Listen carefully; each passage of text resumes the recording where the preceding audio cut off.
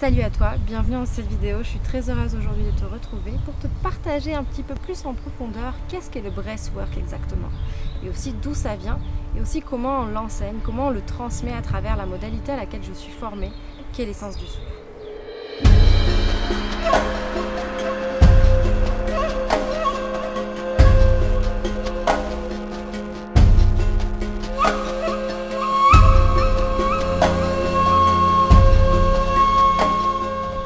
Le breathwork est né dans les années 60. C'est l'américain Leonard Orr qui a en fait découvert qu'en amenant une respiration ample et profonde, il y a un apport en oxygène dans le corps qui vient faire remonter les mémoires pour permettre de dénouer ces mémoires qui sont cristallisées, encapsulées, emmagasinées dans le corps physique depuis notre naissance et voire bien avant notre naissance, même pendant la grossesse. En fait, on a enregistré plein de charges émotionnelles, plein de moments forts et intenses dans nos vies, comme des chocs émotionnels aussi, qui sont cristallisés dans le corps. Et en fait, on vient permettre à travers cette respiration de refaire circuler l'énergie et de libérer, dénouer ces expériences du passé dans le présent. Donc lui, il a popularisé la méthode du rebirth, autrement dit aussi rebirthing, qui s'est popularisé dans les années 70. Donc ce processus permet également d'intégrer en fait avec une plus grande souplesse, une plus grande flexibilité certaines expériences très douloureuses comme des expériences moins douloureuses et de permettre à ce que ça puisse être libéré du corps ainsi que des autres plans aussi de l'être, sur le plan psycho-émotionnel et sur le plan physique. Donc j'aime beaucoup ce que dit Leonard Orr, le fondateur du Rebirth, au sujet en fait de cette mémoire du corps où en fait depuis notre plus petite enfance, on a vécu des moments de notre vie où à certains moments on a eu le souffle coupé, où à certains moments on était en hyperventilation, où à certains moments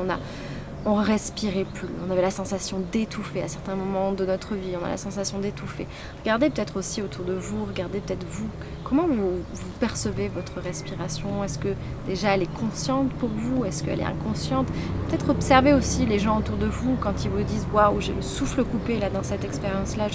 j'ai eu le souffle coupé ». Et donc j'aime beaucoup quand Leonard Orr en parle, c'est qu'il y a vraiment eu toutes ces situations, ces chocs émotionnels, ces traumas, ces moments de notre vie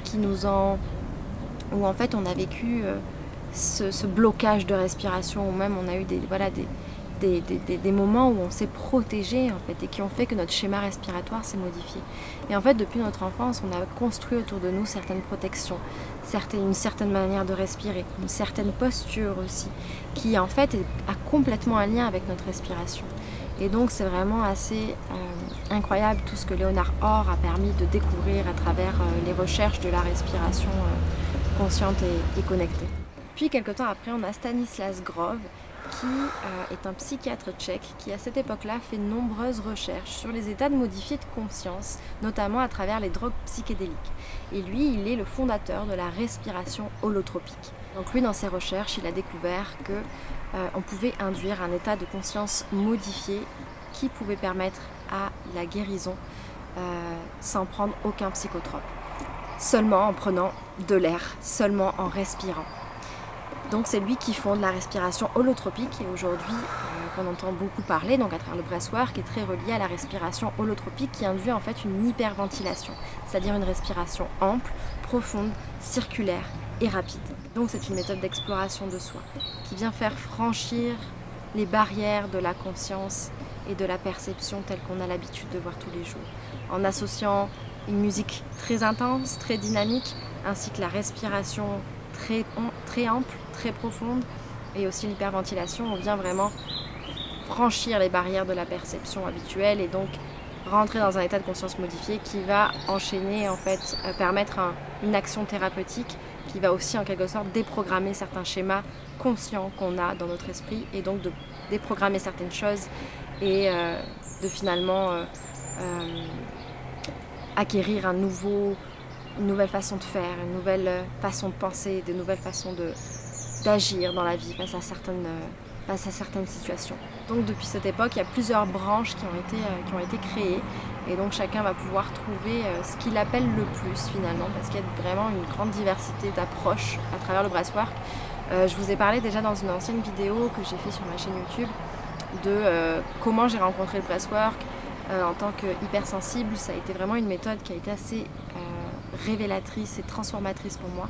Donc je vous en parle un peu plus dans cette vidéo que j'ai faite, de mon parcours, de comment j'ai rencontré le breathwork et aussi pourquoi j'ai choisi la modalité de l'essence du souffle. Donc aujourd'hui, là, je vais un petit peu plus préciser sur comment exactement ça s'opère le breathwork à travers la modalité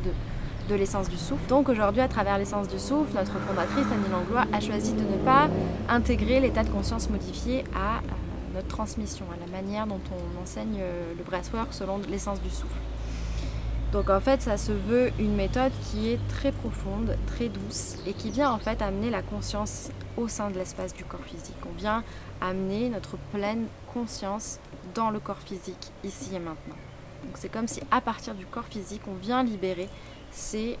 mémoires dont je vous parlais plus tôt, ces mémoires du corps, ces charges émotionnelles qui sont engrammées dans le corps, vraiment à travers la conscience de notre respiration, qui va être une respiration consciente, connectée, circulaire, mais qui va plus se rapprocher de l'état de cohérence générale, plus comme de l'état de la cohérence cardiaque par exemple, bien qu'on va avoir beaucoup aussi d'activation, c'est-à-dire de moments où la respiration va aussi se faire par la bouche, mais aussi on va majoritairement privilégier la respiration connectée par le nez. Et donc c'est pourquoi ça se veut une méthode qui va être très douce,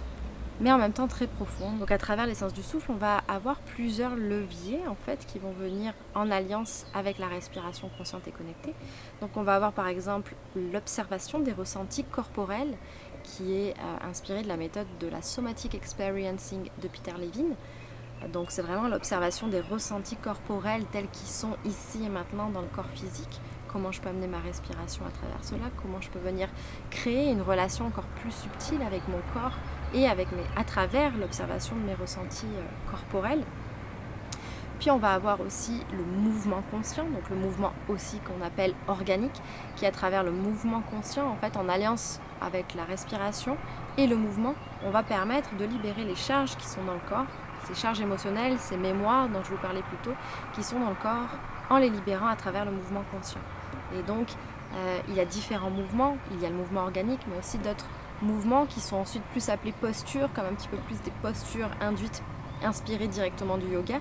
qui vont aussi permettre de délier certains espaces précis du corps par rapport aux 7 ceintures de tension. 7 ceintures de tension qui sont reliées aux 7 chakras. Donc il y a autant l'aspect physique, autant l'aspect énergétique, que l'aspect psycho-émotionnel qui est intégré en fait à travers la méthode. Puis il y a aussi bien sûr la méditation, la visualisation, le son à travers les musiques et puis aussi le toucher facilitateur lorsqu'on a la chance de pratiquer en présentiel et pas quand on est en ligne, on propose aux personnes de pratiquer le toucher personnel, mais quand on est à distance, quand on est en présentiel, on peut pratiquer le toucher facilitateur en fait sur les personnes qui respirent. Donc en fait la méthode à travers l'essence du souffle, c'est comme un flow interactif où en fait on vient amener différents outils tout au long de la pratique pour permettre de libérer tout le stress, toutes les mémoires qui sont accumulées dans le corps physique et aussi dans le corps mental, le corps émotionnel. Voilà, à travers ces différents leviers comme je viens de vous présenter et qui du coup construit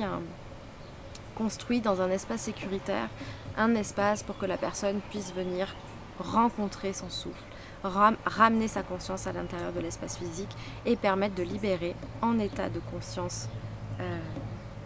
dans un état de conscience qui ne va pas être altéré, mais en tout cas qui va être quand même dans un état de profonde détente et de profond relâchement, de permettre de délier les tensions, les mémoires et le stress qui est accumulé dans le corps. Donc il y a nombreux bienfaits à la respiration consciente et connectée, au breathwork, que ce soit à travers le breathwork holotropique comme je vous ai présenté au début, ou le rebirth, ou la respiration consciente selon l'essence du souffle, telle que je la transmets aujourd'hui en tant que formée à cette méthode. Il y a nombreux bienfaits. Mais selon les différentes méthodes, il va y avoir des bienfaits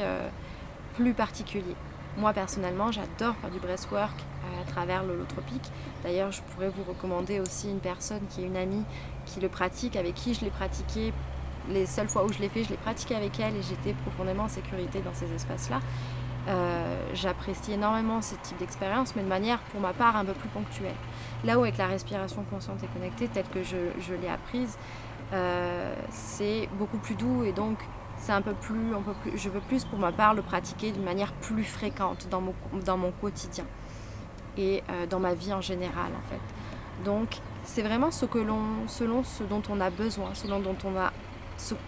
ce qu'on a envie de faire. Pour ma part, la respiration consciente et connectée à travers l'essence du souffle, ça m'a vraiment reconnecté à ma manière de respirer aussi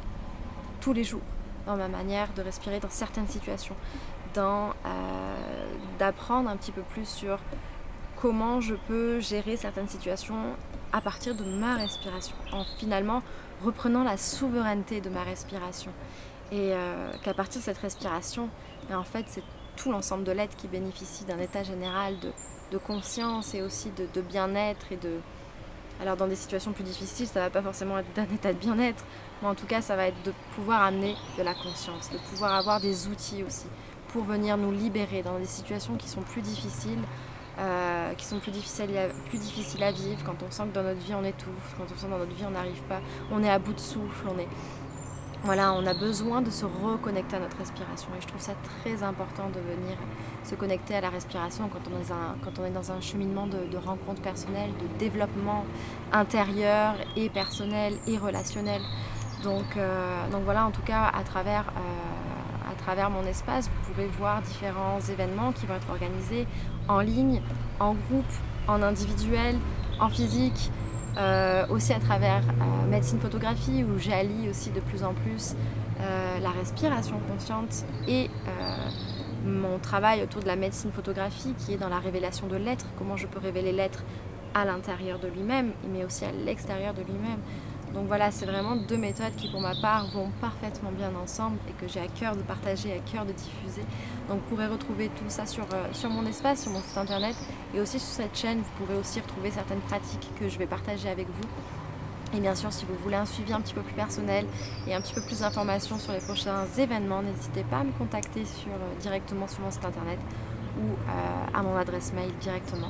Donc j'espère que cette vidéo vous aura plu, j'espère que ça vous aura peut-être semé une petite graine de découvrir un petit peu plus le breathwork selon la méthode qui vous appelle le plus, selon ce que vous avez envie de découvrir.